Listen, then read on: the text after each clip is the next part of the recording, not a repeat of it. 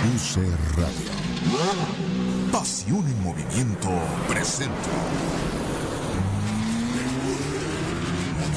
Deporte Motor. ¡Ay! Bienvenidos sean todos ustedes a su programa Deporte Motor en vivo y en directo desde Zacatecas 120 en la Universidad de la Comunicación. Del otro lado del cristal está Antar volando la nave. Me acompaña mi querido Joaco Camino, yo soy Sam Reyes y este es un programa muy cargadito de información después de una pequeña pausa por la Semana Santa y etcétera. Pero bueno, aquí estamos listos y otra vez para hablar de lo que más nos gusta, que tiene que ver con carritos, motores y todo lo que mueva a una persona en una máquina. ¿Cómo estás, mi estimado Joaco? Bien, y ustedes, qué gusto saludarlos, de estar de regreso en esta cabina, Antar, amigos, Sam, qué chido, la verdad ya se les extrañaba, y pues sí, como dice Sam, hay muchas cosas que platicar, hay varias cosas que pues al final están en boga, y entre ellas pues está Indy, inicio de WEC, sí, y además lo que pasó con IMSA también. Lo que pasó también con una visita que le diste a Nissan en su planta de armado, que creo que vale mucho la pena conocer. Y además, yo creo que también, más allá del rally de las Islas Canarias que viene ya pronto, hay que hablar de algo que pasó el fin de semana en Argentina, porque he visto varios comentarios de mucha gente que ha hablado con cierto conocimiento y también cierto desconocimiento, y creo que deberíamos poner los puntos sobre las IES, porque hay gente que culpa al piloto y la verdad es que hay muchas culpas repartidas y dicen que cuando las desgracias se presentan es una concatenación de hechos desafortunados de no nada más una parte, sino de varias partes. Es correcto. Ahí es en donde tenemos que discutir y platicar y bueno, muchas veces los que fuimos al Rally México, o hemos ido a algún rally para 1000 cumbres, o aunque sea el nacional, siempre te dan esas indicaciones de línea roja, Nel. No te pares. Ni se te ocurra, chaparrito. Pero ahí es cuando te das cuenta de que esa ansia de poder sacar un like, esa ansia de poder estar al filo de la navaja, porque no solamente es tu vida, es de los que están alrededor, o sea, y en un rally que es uno de los lugares más extremos para ver el deporte motor. ¿Le damos de una vez a ese tema? Si quieres, empezamos con ese. ¿Tienes el video? ¿Se lo vas a extender? A ver, ahorita lo encontramos, porque creo que habría que ver muchas cosas, ¿no? Una de las que comentaba Joaco, que es muy importante, es que hay dos entes de los que tenemos que hablar siempre. Una es la autoridad del deporte en el lugar donde se practica, y otra cosa es el promotor. Son dos cosas muy diferentes y creo que tenemos que poner los puntos sobre las IES, porque la autoridad va a regular todo lo que tenga que ver con la competencia y el reglamento que lo rige y la sanción que va a efectuar. Y el promotor se dedica a organizar, porque hay involucrados socios comerciales, patrocinadores, marcas, equipos, pilotos, y el organizar las rutas implica que al tener ya tu libreta de ruta, sabes dónde están las zonas más complicadas, las zonas donde puede haber algún accidente, que muchas veces es muy conocido, y que aparte, pues hay algunas reglas muy específicas en los rallies que dice que si te paras en una pista de rallies, siempre tienes que estar en alto, para que si el coche se sale, pegue contra el talud y no contra la gente, y que no tenga manera de utilizar eso como una rampa e irse sobre la gente.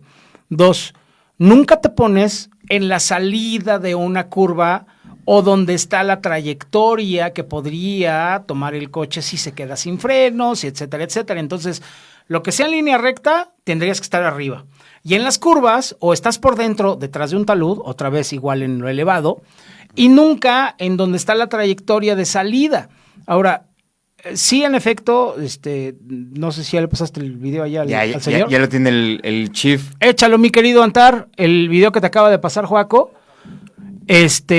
Porque hay cosas muy desafortunadas que creo que vamos a ver en el video, que creo que va a valer muchísimo la pena. Y es que el piloto llegó muy precipitado, es decir, llega antes a torcer el coche. Me van a decir, es que es un error de pilotaje. Cualquiera puede tener un error, sí, absolutamente, porque llega y le pega una piedra y la piedra lo catapulta y empieza a dar vueltas en esa trayectoria de salida como se hubiera ido si se hubiera quedado sin frenos y había gente apostada sobre unas piedras. Hay algo que yo siempre le he dicho a los oficiales con los que he trabajado. Yo no entro a ningún lugar si no sé cómo voy a salir. Ujú. Y cuando vas a una pista de carreras, siempre que vas, debes tener una ruta de escape por cualquier cosa. O sea, de verdad cualquier cosa, porque en la recta principal se le puede salir la llanta a un coche y aunque tú pienses que en una recta estás a salvo, puede ser que no. Necesitas tener una ruta de escape sencillo, donde no haya obstáculos que te impidan moverte rápido o que te atores como unas piedras o cosas así. Y creo que esa es la base, por sentido común, de lo que tiene que pasar, que a veces no pasa por muchas situaciones. Y aquí es donde yo también me quiero meter con dos entes, la autoridad y la organización. Lo hemos visto en México. En México pasaba el 000, el 00 y el 0 y se paraban donde estaba la gente que no debía estar parada y les decían que se quitaran. Y la organización generalmente en los lugares más conflictivos además tenía policía para que el policía no, compadre, no puedes pasar a esta zona porque es peligrosa. Sí. Ajá, entonces eso le toca a la organización. Y también, pues la gente que está con el 000, el 00 y el 0 es parte de la organización que también están de alguna manera trabajando directamente con la autoridad local del deporte, justamente para ver ese tipo de cosas. Entonces, aquí ya estamos viendo dos cosas. Entre el problema que tuvo el piloto, por error, por problema, por lo que quieran, el problema de la autoridad que de alguna manera tuvo que haber quitado a los aficionados de ahí, y el problema de los aficionados que no debieron estar puestos en ese lugar, porque además en el video se ve a una señorita que cuando trata de saltar cae mal y se rompe la tibia y el peroné en el accidente porque están en un terreno rocoso. Entonces, lo del aficionado que fallece es porque estaba corriendo en dirección contraria a donde fue el accidente en línea recta. O sea, el coche le pasa por encima.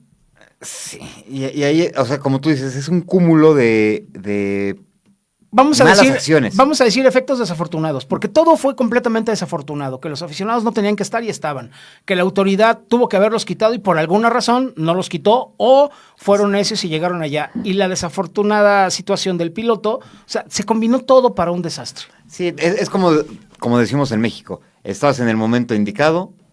O en el peor momento peor posible, momento. ¿no? Sí, entonces creo que, híjole, culpar al piloto no va por ahí. Y al final, como bien mencionas, o sea, en la Panamericana o en rallies, bien lo mencionas, pasa el triple, el doble y el 0 sencillo. Hacen el barrido, hacen toda la cuestión logística para ver ese tramo, y no creo que en Argentina, sabiendo cómo son de metódicos para el automovilismo, se les haya pasado eso.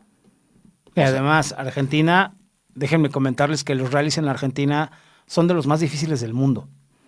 El Rally WRC de Argentina, que estaban peleando por tener de vuelta, bajo este accidente va a ser muy difícil que los vuelvan a tomar en cuenta por esta situación, porque si algo no le conviene al WRC y a la FIA, es que haya un histórico de accidentes que puedan causar que se afecte la imagen. También hay que decir que eso también se involucra. Pero el Rally de Argentina son terrenos montañosos, rocosos, con tramos muy rápidos que se truncan por tramos muy técnicos llenos de piedras, como lo vemos en este accidente. Desgraciadamente llega muy duro tras una zona de una alta velocidad con tierra compacta, y cuando da la vuelta y pega contra la piedra, justo es un terreno muy rocoso que tiene terracería en medio, en el camino, y que si él hubiera llegado pasadito 20 centímetros más, no hubiera pasa llegado nada. coleando con el coche cruzado y hubiera salido y no hubiera pasado nada, pero pues no fue el caso. Argentina tiene tal vez de los terrenos más difíciles para circular en los rallies, y por eso es que es tan, voy a decirlo, tan emocionante el rally en Argentina, porque reta tanto al piloto y es tan difícil competir en el rally de Argentina que simplemente estar ahí y ver que están pasando a centímetros de las piedras y las paredes es muy emocionante para el verdadero aficionado. Sí, o sea, a ver, nadie discute que Es más, está en un mismo autódromo Ujú. y cuento una experiencia personal. Echa el video, si puedes, mi querido Antar, porfa. Recién yo empezaba a ir al autódromo por ahí de los 5 o 6 años, con mis tíos, que tú Ujú. conoces. Nos íbamos al final de la recta. Y ya ves que estaban las mamparas donde Ujú. ponían los espectaculares del final de la recta y todo Claro, eso. claro, ajá. Y que se fueron adaptando como tribuna. Ujú. Y que era pues con alambrita y te subías por aquí. O sea, sí, inconsciencia o al 1000. O sea, no tengo tema alguno, ¿no? O Y sea, eran, ¿cómo decirlo? Eran otros tiempos y la seguridad era diferente. Y bueno, ahí estamos viendo justo cómo pega contra la piedra y rueda el auto. Ahí no se alcanza a ver, pero hay un video justo donde se ve que el aficionado va corriendo, el coche le pasa encima. Y la señorita que está abajo de los lentes es la que se queda con con la piernita rota. la pierna rota, ¿no? O sea, el tobillo es tibia y peroné, lo que termina lastimándose. Porque otra vez el problema es, debes tener siempre una ruta de escape sencilla. Si no hay una ruta de escape sencilla, entonces ahí no es el lugar. Sí. O sea, perdón que lo diga, la emoción siempre va a estar si lo ves a 10 metros o a 30 metros. Eso es innegable. Pero yo prefiero verlo a 30 metros y ver los coches un poquito lejos que ponerme en riesgo por si llega a pasar una desgracia como esta. Creo que mucho se puede hacer al respecto de lo que los aficionados pueden evitar y creo que la palabra importante aquí es prevención. Sí. Aquí nunca ha pasado nada, siempre puede pasar algo en el peor lugar. Y cuando menos te lo imagines, o sea, a ver, recordemos que no estamos exentos, Ujú. ya sea caminando, ya sea en coche, ya sea en cualquier cosa que estemos haciendo, una mala pisada, una mala movida puede representar en un cúmulo de incidentes desafortunados, pero bueno, aquí, híjole, que nos sirva de lección para Sí. los que nos gusta subir al cerro y ver a los autos y toda la cosa, que por más planito que puede estar, como bien dice Sam, pues si puedes aventarte alguna cosa o salirte hacia algún momento para poder tener algún espacio seguro, o sea, deja tú que esté plano, un árbol, hay que ponerle el acento bien, ¿verdad? Ajá. Un árbol. Un árbol. Ajá. Que te pueda ayudar a detener el impacto del vehículo. O sea, son cuestiones que muchas veces sí te quitan la emoción y lo entrecomillo, pero pues al final del día, ¿qué prefieres? O sea, perdón, y pongo el ejemplo de la chica que está con la tibia y el peroné roto, o sea, estar incapacitado durante 2 meses aproximadamente por un brinco o un mal brinco que diste, o pues comerte un pedazo de bolillo para el susto y decir, no pacho nada, ¿no? Ajá. Bueno, es difícil conseguir un bolillo en un tramo, pero puede pasar. Pero bueno, pues Yo conozco a alguien que sí se llevaba un bolillo en la bolsa. Se llevaba un bolillo, o sea, todas las mañanas ajá. cuando íbamos al rally, ya le había tocado alguna vez y que él justamente pensaba en un bolillo para el susto, y le había tocado un susto y no había un bolillo. Entonces, siempre que iba a los tramos del restaurante donde íbamos a desayunar, pedía una bolsita y se llevaba un bolillo y se lo metía a la mochila. Y siempre llegaba al rally con un bolillo. El día que se le olvidaba el maldito bolillo, pasaba algo. Entonces se convirtió en su cábala de llevarse el bolillo y no pasaba nada. Y cuando se le olvidaba, ya estaba nervioso. Porque decía, va a pasar algo. Y siempre pasaba.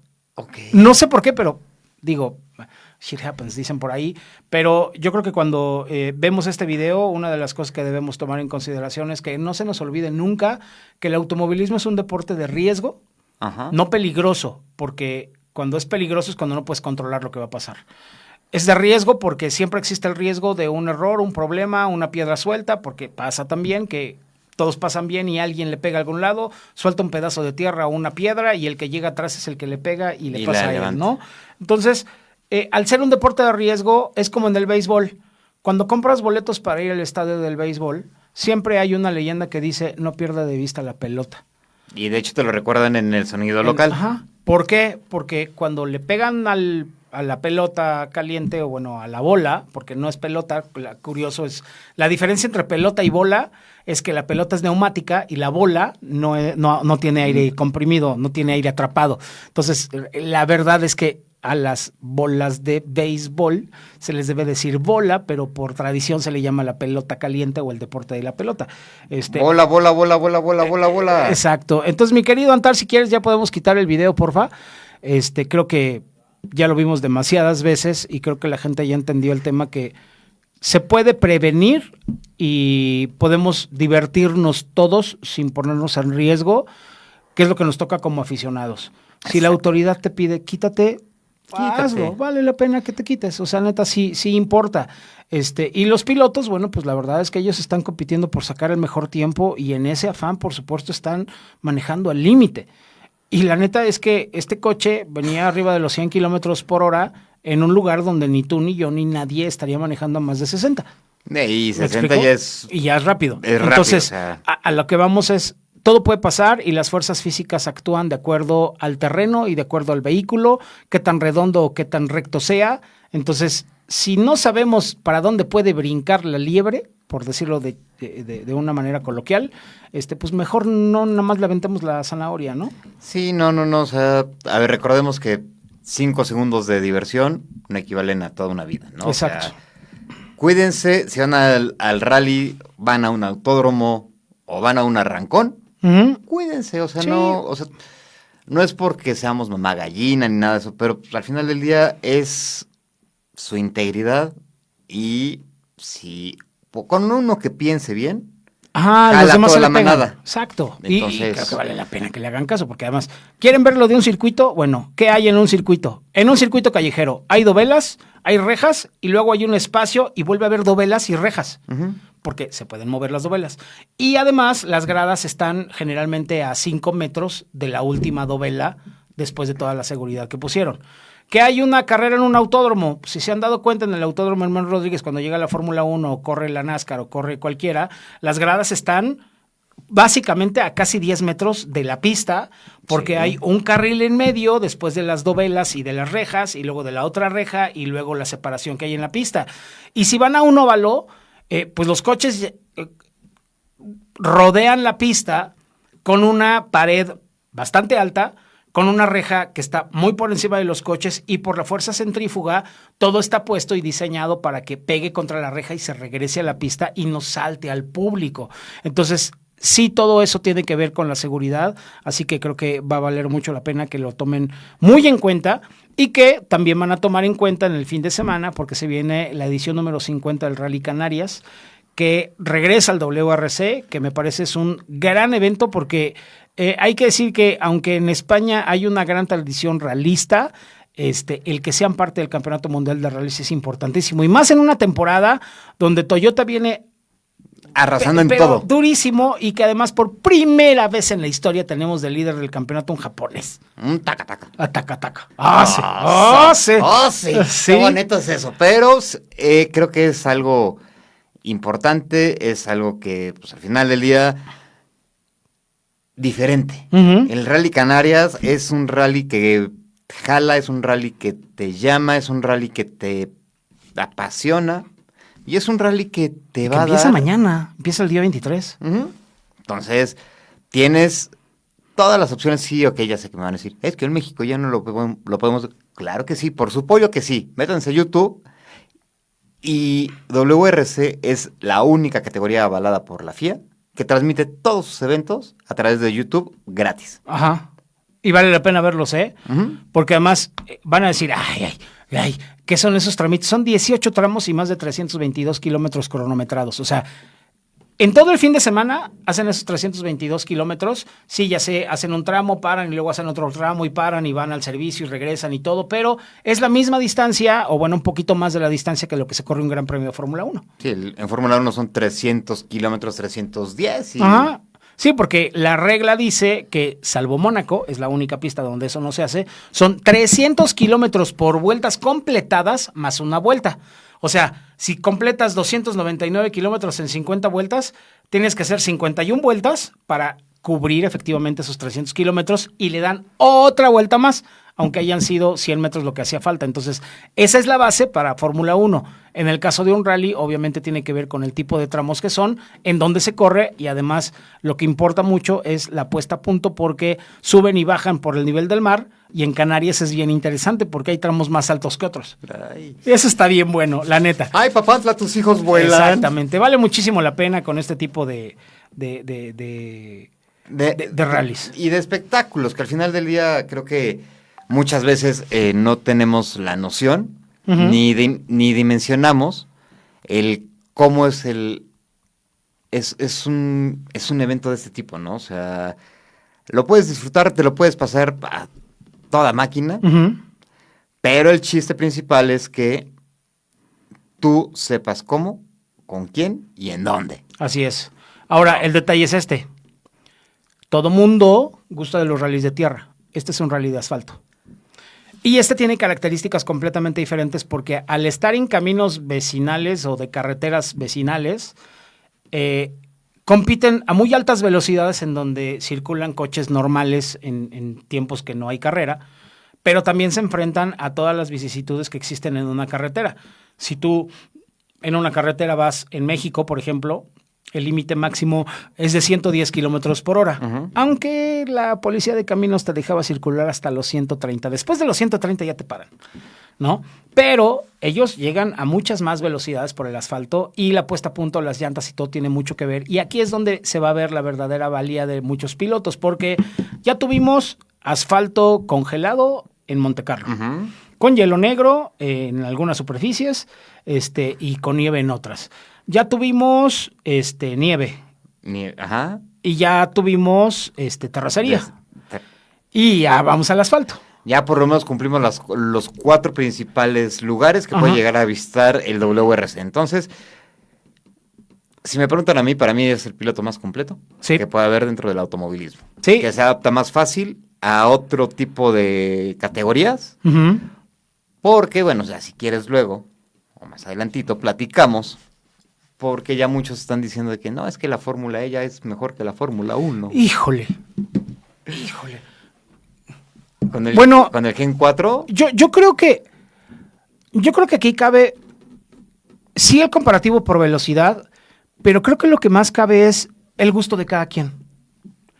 Porque a lo mejor a ti te gusta más la Fórmula 1 que la IndyCar por, no sé, por alguna razón. Por Alonso. Ajá, ándale, porque eres aficionado a Fernando Alonso. A lo mejor a mí me gusta más la IndyCar por Pato, ¿no? Vamos a ponerlo por ahí a nivel de aficionados.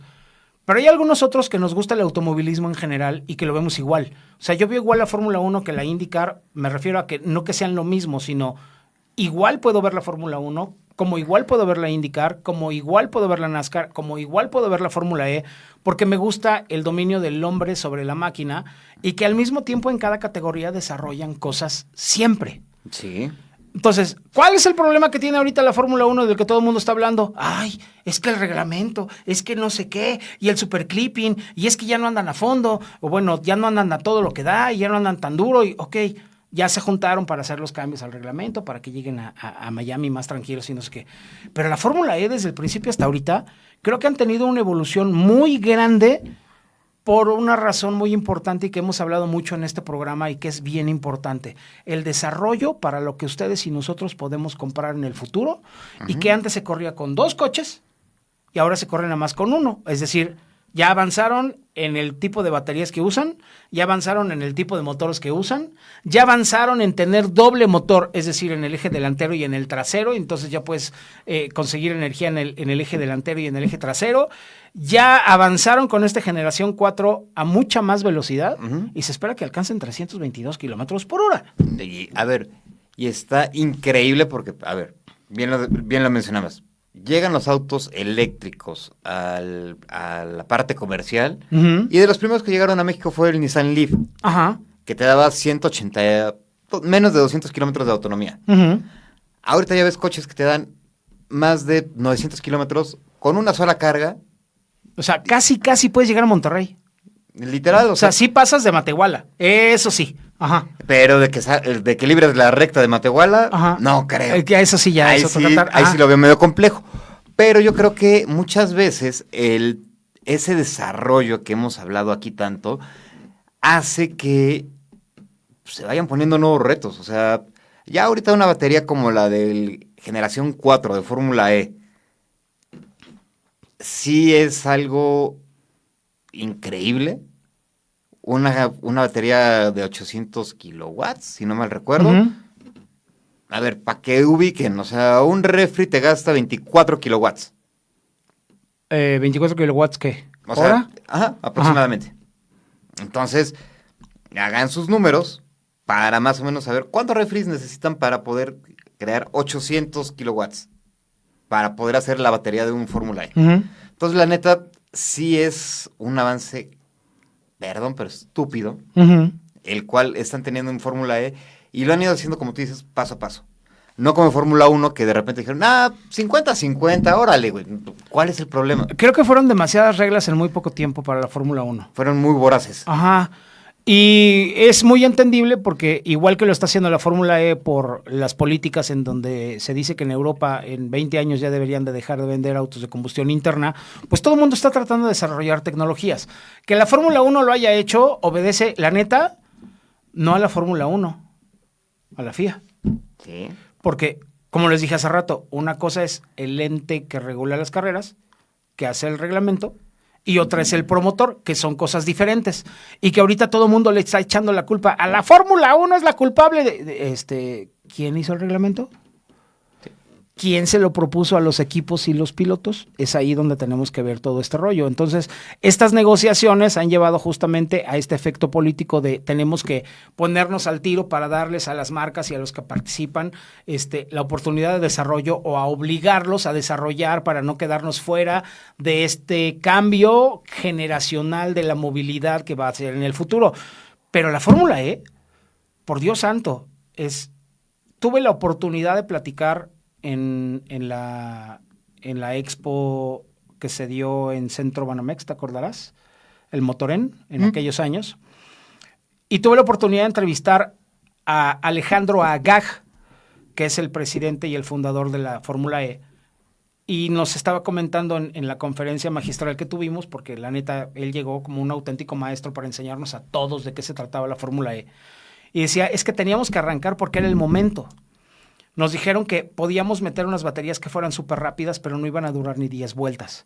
¿Qué podemos hacer? Bueno, pues entonces hay que hacer unas baterías que duren, pero no alcanza para 30 vueltas. Entonces, lo que decidieron en ese momento es tenemos que arrancar la categoría, aunque sea con 2 coches por piloto, pero que las baterías en su conjunto den la oportunidad de hacer una carrera interesante. Y tuvieron que buscar la forma como promotores de la categoría de poder ofrecer un espectáculo. Güey, se van a meter a los pits, tiene que bajar del coche, subirse al otro, amarrarse y salir. Sí fue un espectáculo en su momento. Pero cuando el espectáculo empezó a subir de categoría, fue cuando lograron que las baterías aguantaran más tiempo y pasaron de ser 2 coches a 1 coche por carrera. Y de ahí cambiaron los chasis, cambiaron alerones, cambiaron las formas de competencia, le pusieron no el push to pass, pero sí la recarga esta del attack mode. Ajá. Se acordarán que tienen que pasar por una zona donde tienen una recarga y todo el rollo. No tienen una recarga, tienen energía adicional que está contenida en las baterías, pero que así se libera. Y ahora ya tenemos las paradas en pits para una recarga rápida de batería. O sea, como en las otras categorías. Le están dando al espectáculo que la gente está acostumbrada a tener, nada más que lo que cambia es que el motor es eléctrico. Y que hace ¡zim! Ajá. Y que escuchas cómo pasan por los pianitos. Así. Cómo pegan. Eso es bien bonito porque ahí te das cuenta de la cosa que se te esconde detrás del sonido de un motor. Y se pierden todos los... Cómo pegan en los lavaderos, porque es increíble el sonido que hacen. Sí. Y eso es algo que muchas veces ya no... O sea, sí, todo el mundo dice, no, es que el ruido del motor sí, pero también tomen en cuenta que... A ver, dentro de todos los disparates que está haciendo Fórmula 1, en 2030 ya quieren regresar al V8. Sí. Entonces, perdón, pero ¿para qué chingas va a ser el cambio de reglamentación a 50-50 si en 4 años vas a hacer otra vez el cambio al V8? Yo te voy a ser muy honesto. ¿No crees? Yo no creo que vayan a hacer ese cambio. Y no van a regresar al V8. Entonces, ¿No? ¿B6? Tampoco. Yo creo que van a seguir en donde están y lo que tienen que cambiar son las reglas de cómo el harvesting, que es lo que han estado utilizando, el cómo van cosechando la energía es lo que tiene que cambiar. Porque en este momento es obligatoria la forma en la que tienen que cargar energía para que la puedan usar después. Y el haberlo hecho obligatorio de alguna manera ha obligado el famoso lift and coast. El lift and coast en el automovilismo estaba dedicado para aquellos pilotos que tenían que ahorrar combustible. Por ejemplo, alguien que nos tocó ver que era muy bueno para hacer eso en la IndyCar era Adrián Fernández. Chapulín Díaz, Mario Domínguez lo llegó a hacer también. Que cuando tenían que guardar combustible, porque tenían que ahorrar combustible para las estrategias en las paradas, una de las cosas que aprendió justamente Adrián Fernández con Chip Ganassi era eso, era ese famoso lift and coast, donde llegas tendido en una parte donde tendrías que frenar y en lugar de llegar tendido a esa parte donde tenías que frenar, le soltabas y acomodabas el coche y entonces ese pedacito donde no aventabas gasolina a los pistones, te lo ahorrabas. Ay, ¿cuánto te estabas ahorrando? Un vasito de combustible es una vuelta. Al final de la carrera representa el poder tener la gasolina extra para poder presionar. ¿Cuántas veces? 2. Adrián Fernández se quedó sin combustible en la última vuelta y pasó la meta con el vuelito que traía y terminó la carrera y terminaba sin combustible ya en la última vuelta para llegar a los pits, tenían que ir por él. Eso era parte de... Pero en la Fórmula 1 todo el mundo está acostumbrado que se supone que los coches van a tope todo el tiempo. Pata a fondo, pedal to the metal. O sea, sí nos gusta, a mucha gente no le gustó que van en las rectas y y frenan, dan la vuelta, otra vez. Y a lo mejor lo que a mucha gente le molestó fue ese comentario de Lando Norris que dijo es que yo no quería rebasar a Hamilton. Ah, sí. Pero ¿sabes qué? Lewis tiene razón. Lando Norris tiene razón. Tú llevas una estrategia de carrera en la que sabes, no lo voy a pasar aquí porque él me va a comer en la siguiente, y tratas de buscar el rebase en un lugar donde él ya no tenga la oportunidad de devolverte el rebase a la siguiente curva porque ya perdiste lo que ganaste. Entonces, es muy entendible. Que hay mucha gente que está en desacuerdo de estas nuevas reglas y todo. Yo hace poco subí un tuit que a mucha gente no le gustó y me balacearon, por no decir una palabra más fuerte. Pero me dieron con todo. Y hubo uno que me mandó derechito a la... Esa fue la palabra que usó. El baño está ahí atrás. Ajá. Si a ti no te gusta, no, pues es que a mí no me afectan los cambios. A mí, en lo particular, Samuel Reyes, sigo viendo pelea en la pista. ¿Por qué? Porque el que mejor pueda gestionar al final es lo mismo. Es el dominio del hombre sobre la máquina. Esa es la esencia del automovilismo, no nada más la velocidad. No me gusta que pierdan velocidad al final de las rectas, pues no, al igual que ustedes, pero al final es lo mismo para todos. Sí. La gente se queja y se queja y se queja y se queja y se queja y se queja y se queja y se queja y se queja y se queja y se queja, porque ahora, a diferencia de otros campeonatos, me refiero a años anteriores, hay una apertura a los medios que antes no había y hay mucha información que antes no había. Pero los cambios en la Fórmula 1 se han dado toda la vida. Y si no me creen, vayan a ver los periódicos de cuando entró el turbo que presentó Renault, por cierto, en la Fórmula 1, en 1978. Cuando era negro con amarillo. Ajá. Y entró con el turbo y al año siguiente todos traían turbo. Y a nadie le gustaba porque cuando el turbo entraba estrepitosamente en un momento que no te esperabas. O sea, no decías 1, 2, 3, ahí viene el turbo. No, o sea, podía entrar en el 2 segundos, en el 3 segundos, en el 4 segundos y cuando entraba el turbo era tanta la entrega de la potencia que muchos trompeaban y terminaban su carrera. ¿Quién se quejó? Todos. ¿Quién se quejó más amargamente? Ni más ni menos que un campeón mundial como Niki Lauda. Él no estaba de acuerdo, pero se adecuó. Y le agarraron la onda y lo entendieron. Que no nos gustaba el porpoising y no nos gustaba el piso no plano con el túnel de Venturi y la fregada.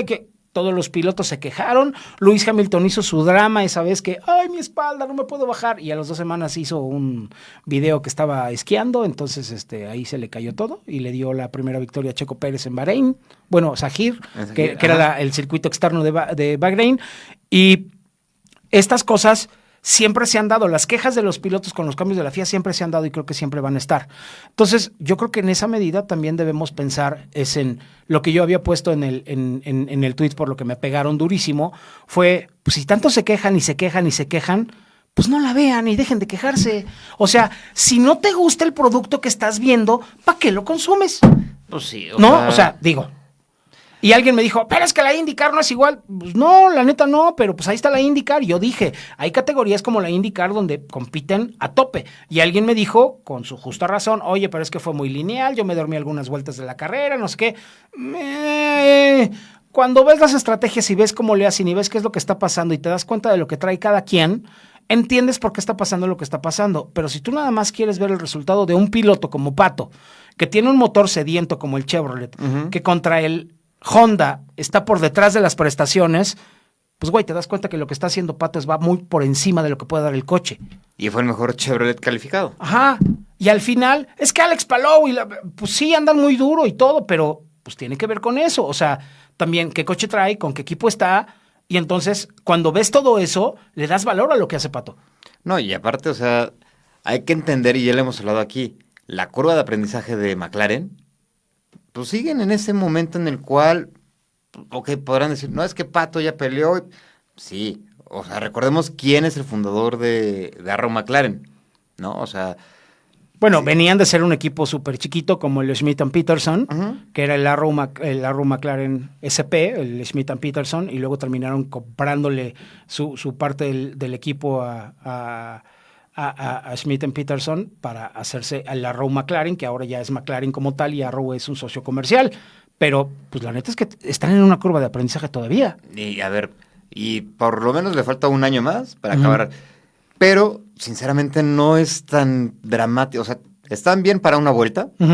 Igual que, perdón por la comparación, pero con Dani Suárez. Dani Suárez está bien a una vuelta y siempre califica adelante, El problema es que en McLaren siento yo que es la cuestión de esa parte de estrategias en la cual no le acaban por atinar o siguen teniendo pequeños errores que acaban modificándose para hacer grandes errores al final de la carrera. Y me encantaría, por ejemplo, que hubiera estado aquí Ricardo Patrón, porque él sabe mucho a este respecto de cómo los coches, conforme va avanzando la carrera, van evolucionando a mal o a bien.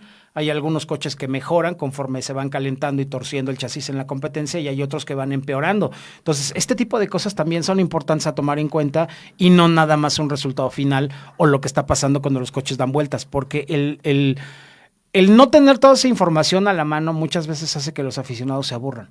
Sí, o sea, como dicen, la falta de conocimiento, y ojo, no estoy diciendo que esté mal, pero esa falta de conocimiento de saber detalles finos de una categoría son los que acaban marcando las grandes diferencias y al final muchas veces pues, si te interesa una categoría pues te pones a investigar, te pones a ver datos históricos y solito los algoritmos ahora ya te van guiando para irte empapando sobre qué es lo que pasa dentro del mismo desmadrito aquí, dentro de la misma categoría que si es A, B, C o D. Y bueno, pues sí, Palou ahorita muchos van a decir, es que Palou ya va por su 5º campeonato. Pues sí, va por el 5º campeonato, pero pues está en un equipo ganador, está en un equipo el cual pues le están dando todas las prebendas para poder hacer las cosas bien. Y el año pasado cuando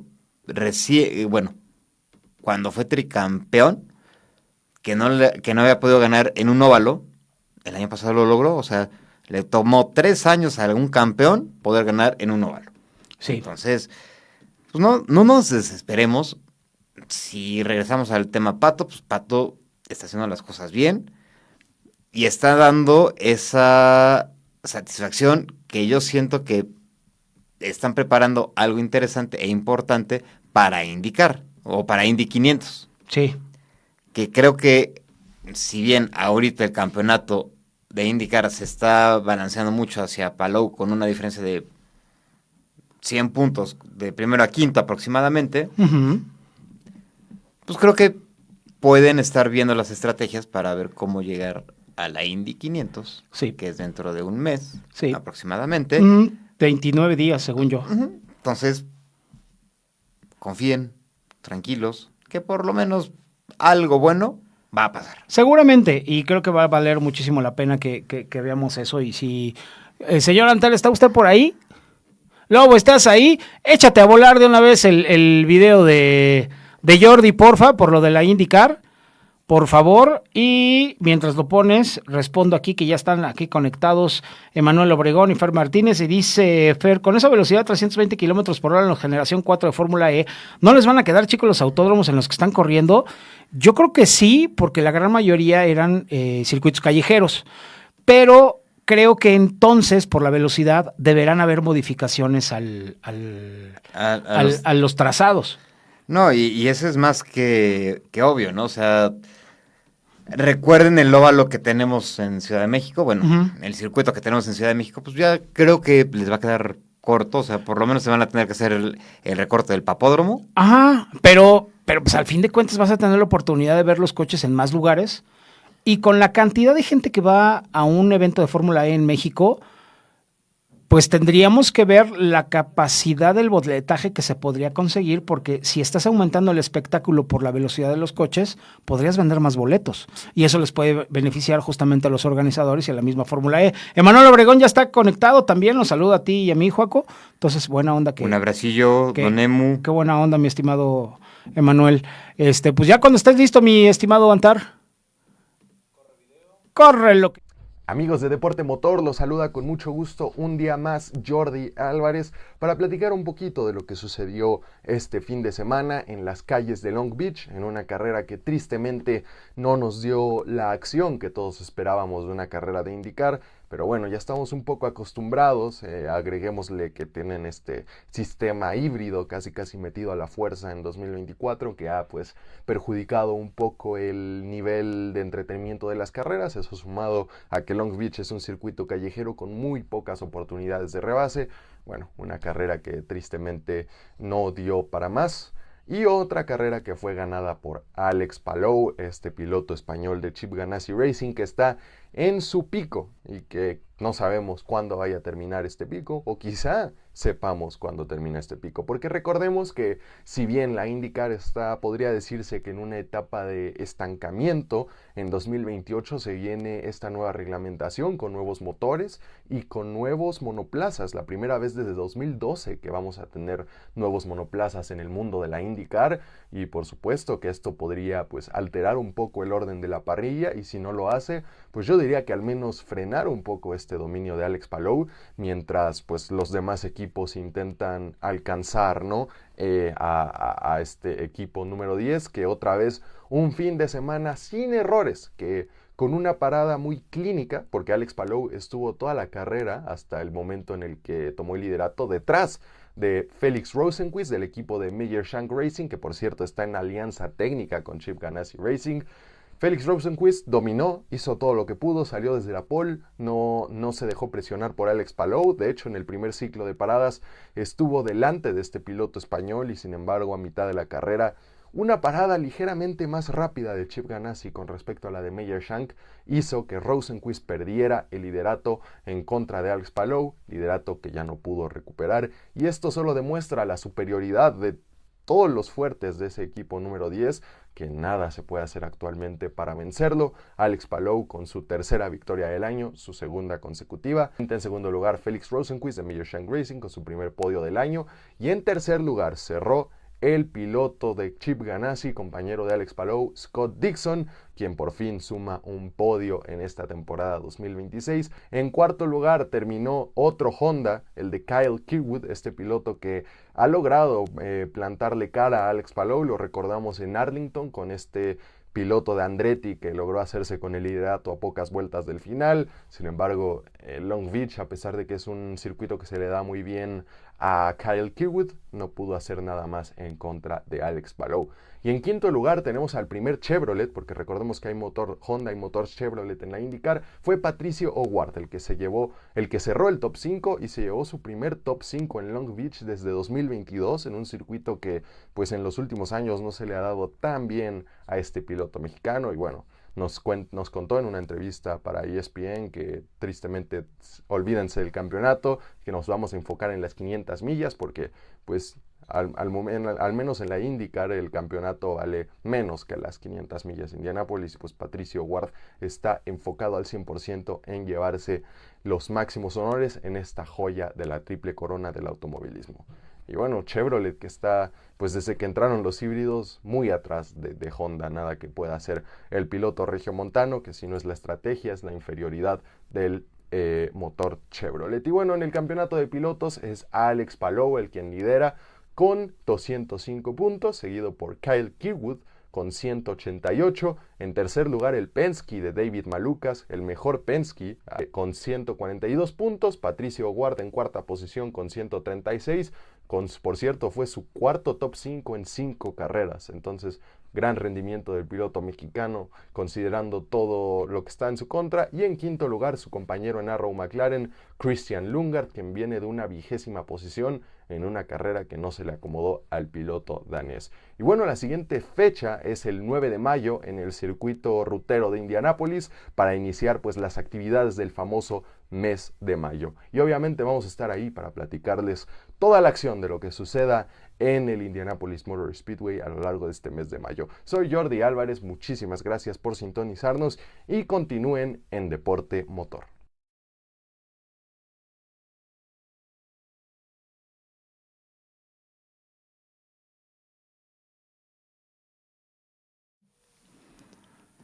Pues ahí lo tienen, familia. Justo lo que comenta Jordi Álvarez al respecto de lo que pasó este fin de semana, que creo que... hijos, es que hay una cosa que es cierta. Chevrolet está por detrás del rendimiento de Honda. Lo hemos platicado mucho. Ricardo nos ha explicado por qué.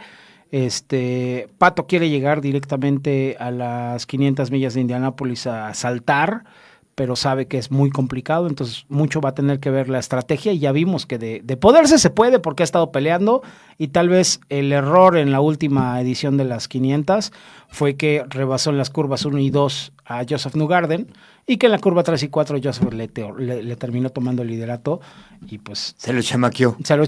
Pero era natural, o sea, estaba tratando de escaparse, pero cerrarle la puerta en un óvalo tan ancho como Indianápolis a un experimentado como Joseph Newgarden, que ya es 2 veces ganador de las 500, pues no está tan fácil, ¿no? Entonces, vamos a ver cómo lo va a manejar para ese entonces, pero lo que sí es que creo que después de lo que hemos estado viendo, yo veo muy complicado que alguien le pueda poner cara en el resto del campeonato a Alex Palou y a Chip Ganassi. No, o sea...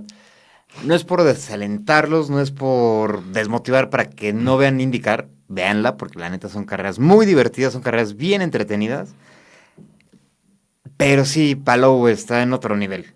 Completamente. O sea, en España nadie lo pela, en Estados Unidos es un rey. Exacto. Entonces, Pero, y eso es lo que llama tanto la atención. Es un 3 veces campeón de la IndyCar.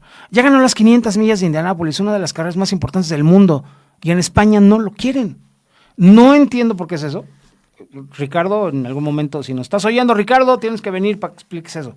antes de que te vayas. Antes de que te vayas, sí, porque se va a ir a las 500 otra vez. Qué chido que puede. ¿Otra vez? No, ya... Creo que ya son 10, ¿no? Sus visitas Sí, a las ya. 500. Entonces, que se divierta porque lo puede hacer y qué bueno que tiene esa oportunidad y creo que vale mucho la pena. Como oportunidad tuviste, Joaco, y mi querido Antar, vete preparando con el fideíto, por favor, de Joaco en Nissan, porque te diste la vuelta a la planta de armado de Nissan. Se dice bien fácil, pero te están dejando entrar a un lugar a ver cosas que no se permiten ver. Sí. A hacer cosas del entrenamiento que le dan al personal y que muy poca gente puede ver y mucho menos entender, pero hasta que estás parado ahí es donde te das cuenta. Sí, a ver, o sea, y gracias por el acotamiento, mi querido Sam, pero sí, nos fuimos a la planta A1 de Nissan en Aguascalientes, porque recordemos que Nissan llegó a establecerse a Aguascalientes a producir vehículos masivos, como el Sentra, el Versa, muchos coches que ustedes están viendo en la Ciudad de México, Guadalajara, en las carreteras de México, son armados aquí, y de México literalmente para el mundo. ¿Por qué? Porque pues al final, lo hemos platicado, la manufactura mexicana es sin duda de las mejores a nivel mundial. Ujú. Es una que cumple con estándares, que cumple con capacidades, que cumple con muchísimas cuestiones que se requieren para poder hacer venta de autos. Y no solamente es de que, como lo van a ver ahorita en el video de, ay, pues mira, este baboso ya se puso a poner tornillos. No, nos explicaban, o sea, por qué, a qué a colación todo esto. Porque tienen la universidad Nissan, Ujú. en la cual a ti como profesional... ¿Tuviste el avioncito, papito? Sí, la neta, pero pues nos levantaron a las 4 de la mañana. Ajá. Y fue así como que... Si Ajá. ven la cara, fue así... Buenos días. Buenos días, familia. Ajá. Ya bájenme, por favor. Sacatón. Ajá. Entonces, bueno. A ver, vayamos por partes. Lo principal para lo que fuimos a Aguascalientes fue para que Nissan nos dijera que la Frontier se iba a producir ya en Aguascalientes. Ok. Antes se producía en la planta de Civac, en Cuernavaca, en Morelos. Sí. Recordemos que por cuestiones de logística y muchas cosas que no entendemos los mortales, Ajá. se cierra la planta de Morelos. Yo creo que sí sé qué pasó. Pero bueno, ese es un asunto de seguridad que yo no me puedo meter. Pero Ajá. esa es otra historia. Esa es otra historia. Ajá. Entonces, de repente, pues, hacen la línea de producción para la Frontier, que se vende pues, en México, Latinoamérica. Tiene Y en Estados Unidos también. Ujú. Exactamente, tiene las regulaciones para poderse vender en Estados Unidos y en ciertos países que, pues, dices, órale, ¿a poco se exportan para allá? Ujú. Australia no la toman en cuenta porque, pues, allá tienen su propia planta. Ujú. Pero, pues, hicimos el recorrido de las 7 casas, fuimos al taller de pintura, de armado, de laminado, de motores, o sea, fuimos haciendo todo el proceso de la línea de producción de la Frontier. Ujú. Vimos salir la primera Frontier de Aguascalientes. Entonces, la verdad, fue un evento emotivo, fue un evento el cual dices, bueno, mira, por algo Nissan pues lleva tantos años en México, si no mal recuerdo, lleva más de 50 años ensamblando en México. Y además hay que decir algo que es una realidad porque mucha gente como que se le olvida, porque Nissan en México venía de lo que todos conocemos como Datsun. Ajá. Entonces, esta evolución a Nissan tiene mucho que ver con un crecimiento exponencial que tuvieron de la tecnología japonesa. Sí. ¿A dónde voy con esto?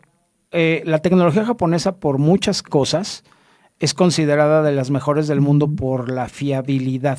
Esa confiabilidad que tienen los motores japoneses hacen que incluso los servicios de las marcas japonesas en México sean más baratas que el de ninguna otra marca. Entonces, cuando piensen en Nissan, no piensen en el Datsun o no piensen en el Tsuru o no piensen en coches que en su modelo eran económicos para encajar en un mercado que era dominado por Volkswagen. Exactamente. Entonces, ellos compitieron contra Volkswagen e introdujeron unos modelos que eran muy asequibles para el público, pero eso no los hacía malos en calidad. Al contrario, ¿cuántos Tsurus están allá afuera que siguen existiendo, se siguen moviendo y que tienen la tecnología japonesa que los hace perseverar? No, y eso al final, como bien mencionas, son productos de calidad, son productos duraderos, son productos que pues están hechos para el día a día y bueno, sí, todo tiene que ver con la parte de cómo Nissan procura a sus colaboradores. Uh-huh. ¿Por qué? Porque cuando tú llegas a pedir empleo a Nissan y todo, pasas los exámenes, todo, y antes de que te metan a la línea de producción, si se dieron cuenta en el video, hay unas partes en las cuales, pues aquí su servidor, pues le estuvo haciendo al güey, le estuvo haciendo al maestro de línea de producción porque tienen abierto al público en este momento, o bueno, a prensa para este evento,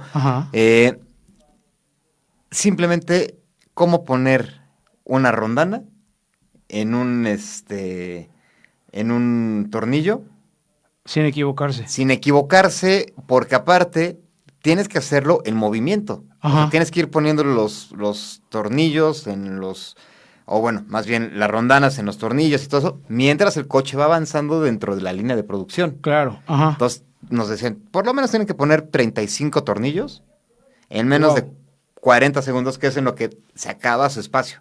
Claro. Si hay una persona que se atrasa a toda la línea de producción porque se tiene que parar. ¿Por qué? Porque no se puede ir un coche sin un tornillo, no se puede ir sin una soldadura bien hecha. O sea, a ver, para ejercitar la soldadura ya tienen realidad virtual, la cual pues tienes el soplete en la mano y es digital. O sea, vas viendo en la pantallita y te va diciendo y vas viendo. ¿Por qué? Porque ellos dicen, a ver, vienen aquí durante 15 días, se especializan en puntos de soldadura específicas, porque no es lo mismo una soldadura para cajuela que para bajo chasis, Ujú. o que para el toldo, no es el mismo punto de soldadura. Ujú. Si quieres estar en el área de montacarga, te tienes que especializar en mover un montacarga dentro de una planta. Es que al final cada individuo suma a un efecto general. Ujú. Entonces, una cosa es la tecnología que te están vendiendo y otra cosa es la tecnología que está basada en la protocolización de los procesos. Entonces, esa tecnología que también tiene que ver con cómo lo armas, cómo lo sueldas, cómo lo torqueas en los tornillos y cómo lo entregas, hace una par con la tecnología que te están vendiendo por el motor, por la electrónica, por todo ese tipo de cosas que creo que valen la pena y lo que viviste es algo que muy poca gente ve. Sí, o sea, a ver, y hay que ser sinceros, o sea, sí hay robots que hacen partes en las cuales mueven piezas grandes, por ejemplo, cuando es el matrimonio del chasis con el motor y, o sea, esa parte, pues, obviamente, es muy complejo que un ser humano lo pueda hacer. Ujú. Es apoyado por el robot, pero el... Apoyado con, pero los operarios son personas. Exactamente, Ujú. entonces, si se dan cuenta, pues, pocas partes vemos a un robot haciendo cosas muy específicas, ¿no? O sea, Ujú. a menos de que sea algo ya muy delicado o que ponga en riesgo la integridad del operador, Ujú. ahí es cuando entra la maquinaria, ¿no? Entonces, Claro. dentro de todo, está la universidad, como les digo, que la labor es también apoyar a la familia. O sea, tú tienes un hijo, sale, pues tráete a la universidad y aquí hay primaria, secundaria, prepa, papá. Entonces, Órale, ajá. ayudan al empleado a que O sea, pueda- ayudan al empleado, uno, a capacitarse él y por el otro lado, a educar a sus hijos. Ujú. No manches. Entonces, creo que por algo, pues los hidrocálidos están tan agradecidos con Nissan por toda esa parte de pues poderles echar la mano y de poder estar con ellos y de que los cuiden. Porque nos decían, o sea, hay personas que llevan 35 años y empezaron siendo, sin ser despectivo, obreros Obreros de línea, de cualquier línea. tipo de cosas. Exacto, o sea, Ajá. desde los más bajos. y Desde los ahorita- que abren las cajas y seleccionan el material para meterlo en cajas, hasta los que ya empiezan a armar piezas y después empiezan a armar piezas más grandes y después se especializan en el motor, en etcétera, suspensiones y bla, bla. Y ahí ya te puedes volver como un jefe de departamento que te vas a especializar a Japón para cumplir los estándares que tienes en Japón y tú los puedes venir a permear a los compañeros mexicanos. Y que esos no necesariamente tienen que ser ingenieros mecánicos. No. Pueden ser técnicos que llegan a especializarse ahí y que eventualmente puedan hacer carrera en Nissan y creo que eso vale mucho. Sí, o sea, y creo que es bonito como tú dices, o sea, es algo que pocas veces nos dan permiso de grabar tantas cosas porque Ujú. son secretos de industria que tú lo puedes publicar con la mejor intención para ilustrar, por ejemplo, este comentario, para poder platicarles de cómo es una fábrica por dentro, pero tú no sabes quién te está viendo del otro lado de la pantalla. Ujú. Entonces, hay muchos visores que están diciendo, pues mira, puede ser por aquí, puede ser por acá. O sea, y Nissan no tiene ese momento de decir, pues, O sea, a Nissan realmente no le preocupa tanto que los estén viendo sus competidores porque la competencia real tiene que ver con la fuerza de ventas al final de cuentas. Exactamente. Pero también tiene que ver con la planeación de tu fuerza de ventas. ¿Qué vas a producir para la gente? ¿Qué necesita la gente? Y con esa base produces lo que necesitas vender y ahí es donde la competencia queda completamente diversificada. exacto. Ujú. Entonces, ahí es en donde te das cuenta de que pues, realmente Nissan es más mexicana que un chile verde. Ujú. O sea, Parece mentira, pero sí, porque además los chiles verdes también se están, ¿cómo? Harvesting en Asia. Hay chiles verdes que neta se están llevando, se los han llevado a Asia para hacer chiles verdes allá. bueno. Pero no pican como los de aquí porque la tierra no es la misma y el agua y el pH del agua no es la misma. Para hacer pero eso puede chiles pasar. solamente en México. Así es. Entonces, sí, esa fue la experiencia de esta semana, o sea, ir a Aguascalientes, ir a conocer la fábrica de ensamble, donde sale la Frontier, donde sale, por ejemplo, la Kicks. Ujú. Que ojo, los vehículos que son denominados e-Power son los únicos que vienen de Japón. Ok. Ujú. Pero, pues todos los demás, por ejemplo, como están viendo aquí la Kicks, el Versa nuevo, el Sentra nuevo, el March. Que el Sentra, me tocó ver la evolución del Sentra porque están tratando de sacarlo del segmento de simplemente los autos económicos de Nissan para meterlos ya a un segmento más premium de racing, por decirlo así, o sea, ya con más apósitos que lo hacen ver más agresivo, más deportivo, etcétera, etcétera, y que vale la pena porque al final de cuentas, que el Versa sea uno de los de la gama más baja del Nissan, no significa que sea un mal coche, y lo que están haciendo de hacerlo más agresivo, deportivo, le da un toque diferente que vale la pena ver y Sí. que ya también se está haciendo en México. Sí, entonces eso es lo que pues, Nissan nos presentó, o sea, decir, ¿sabes qué? Estamos fabricando la Frontier para el mundo, bueno, de México, para Latinoamérica, y pues, que la calidad que tenemos, y aparte de que cuentan con el apoyo del gobierno de Aguascalientes, Ajá. o sea, en cuestión, por ejemplo, de documentos, en cuestión de ciertas cosas, pues tienen ese momentum en el cual pues pueden decir, ¿sabes qué, chaparrito? Ahí está, ¿no? Ajá. Y creo que es bueno que lo sepan, es bueno que pues, de repente le cambiamos un poquito a solamente ver puros cochecitos. Entonces, he ahí el tema. Sí, y creo que sí vale la pena que te hayas dado esa vuelta por todo lo que viste y porque además te enseñaron a pintar, güey. O sea, en el video se ve como es no nada más subes y bajas la brocha, o sea, es que no es una brocha, obviamente. El estás aerógrafo. hablando del aerógrafo, pero tiene su manera de ser, o sea, si vas a hacerlo en diagonal, tienes que poner en diagonal el aerógrafo porque tienes que abrir el abanico para que más pintura llegue y tienes que hacerlo a determinada distancia para que el abanico cubra determinada área y cuando pones la siguiente línea de bajada, tiene que estar a tantos centímetros para que no se encime sobre la otra y tengas más pintura de un lado que de otro. Todo ese tipo de cosas que son netas súper importantes, creo que valen mucho la pena de una empresa que en México no ha dejado de crecer, que no ha dejado de hacer que la gente que trabaja en la empresa crezca y que pues es parte de nuestra vida, nos guste o no, la neta es que pues hemos tenido Nissan pues para siempre. ¿Quién no se ha subido a un Nissan? Sí, ¿no? Pues, a ver, sea como taxi ecológico, sea como auto personal, sea como...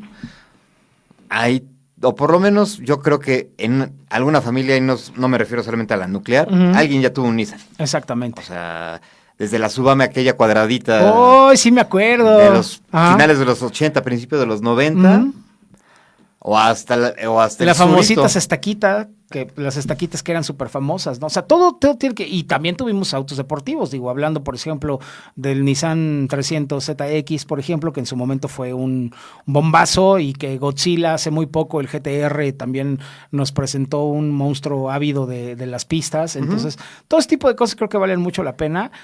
Como también valió la pena lo que pasó con IMSA, porque corrieron junto a las aguas. A las Jaguars, porque joder, tío, Ajá. al momento de que, a ver, a mí no me gusta que IndyCar comparta fin de semana con IMSA. A mí tampoco, pero es que si no se hace así es muy difícil hacer una carrera. Y ya nos tenemos que apurar porque ya llegaron los de Unirock, así que les aviso que ya llegó Unirock para que no se despeguen. Ajá. Pero que nos aguanten, Que sí, que nos aguanten tantito. porque no hemos venido en 3 semanas. Sí, exactamente. Nos toca sacar Sí, todo nos lo que toca, sí, tenemos adentro. exactamente. Traemos muchas cosas aquí que sacar y aguanten. Ajá. Entonces, bueno, IMSA.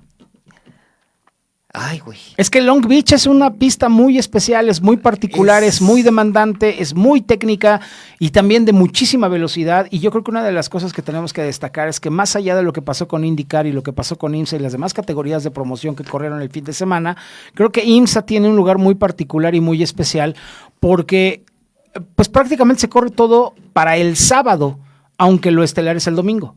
Sí. Entonces, de alguna manera se tienen que adaptar ese tipo de cosas, pero pues lo que atraen también es mucho público. Lo que sí es que la competencia de IMSA fue bestial. No, a ver, entre tráfico, entre que hubo buenos cates, entre que hubo agarrones, creo que está poniéndose a la altura y está teniendo muy buenos representantes para poder sacar todo el potencial de una categoría de resistencia que aunque esta fue sprint, por Sí, decirlo de cortita, alguna manera, ajá. pues no, para mí no defraudó, o sea, verlos a Cura, verlos con los GT3, verlos, o sea, con los que dices, güey, Ajá. que está macizo, está interesante, está muy productivo el que te demuestren que pueden meterlo a un callejero a esas, como dice Ricardo, a esas vacas con ruedas. Ujú. Sí, porque además pesan un chorro y meterte en un circuito callejero es hacerte un circuito muy brincón. Digo, ya sabemos que, por ejemplo, hay otros circuitos en Estados Unidos que hacen lo mismo, pero pues que también son tradicionales. Y ahora, aparte de hablar de lo que pasó de este fin de semana con IMSA, ya también arranca en Imola el Campeonato Mundial de Resistencia. Después de lo que ya sabemos que pasó tanto con la Fórmula 1 como con el Campeonato Mundial de Resistencia. El conflicto en Irán, Estados Unidos, provocó el cierre de Hormuz y por eso se tuvo que prescindir del famoso prólogo que se iba a dar en Bahrein, si no mal me equivoco, y el arranque de la categoría iba a ser en Qatar. Entonces, ninguna de las dos fechas se pudo llevar a cabo, ni el prólogo, que es el shakedown o los entrenamientos de pretemporada. El kickoff. Ajá, y tampoco se pudo llevar a cabo el arranque de la temporada en Qatar, justamente por esta situación. Entonces, está arrancando apenas el campeonato en Imola y ya estarán buscando a ver en qué otras sedes pudieran sustituir la fecha que les hizo falta, aunque van a llegar realmente con números rojos, porque tienen otras llantas, tienen avances de motores y avances reglamentarios que no pudieron probar en pretemporada y que van a llegar directamente a Imola a correr. No, y a ver, o sea, Toyota siendo Toyota. Ajá. Rally, WEC y NASCAR la están rompiendo, pero con Durísimo. todo, o sea, híjole, qué bueno que le ganaron a Ferrari en Imola. ¡Ay! Así Ajá. le le dieron el zape, así, Ajá. te quedas quieto y no das lata. Exactamente. ¿No? Y Entonces, yo creo que va a valer mucho la pena que sigamos también ese campeonato porque, como hemos dicho aquí, se trata de autos, de automovilismo, carreras de coches y que los pilotos hagan lo que tienen que hacer porque pues, para eso les pagan. pues por lo menos que aprendan a dar vuelta a la izquierda y a la derecha, no Así solamente es. a la izquierda. Pues sí. Y bueno, pues para toda la gente que estuvo conectada con nosotros en vivo, muchísimas gracias por acompañarnos como siempre. Y los que no, bueno, pues los esperamos a la hora que quieran y cuando puedan. Emanuel Obregón, Ale Fernández, muchas gracias por los saludos. Vespaco Palacios, ¿cómo estás, tío Vespaco? Qué gusto saludarte. Y Fer Martínez, que estuvieron en vivo con nosotros. Obviamente en redes sociales, ya saben, en el Facebook Live y a través también del YouTube de Sam Reyes H. No, ya el YouTube de Deporte Motor para que estén justo. Exactamente, ya el próximo le decimos al Produ que ponga el cintillo de Ajá. las redes sociales para que pues Ahí ya estén al tiro. Así estén que, al tiro. de parte de Antar, que está del otro lado del cristal, gracias a la Universidad de la Comunicación por el espacio, como siempre, por supuesto. Joaco Camino, mi compañero en el camino y en los coches. Ricardo, que no pudo estar con nosotros. Y también le mando un saludo muy grande a René Pineda, que no ha podido estar porque está de padre culeco con sus hijos. Yo soy Sam Reyes, les mando un abrazo. Cuídense, pórtense mal, cuídense bien. Y por ahí decía un amigo, niéguenlo todo y escondan las evidencias. ¡Nos vemos!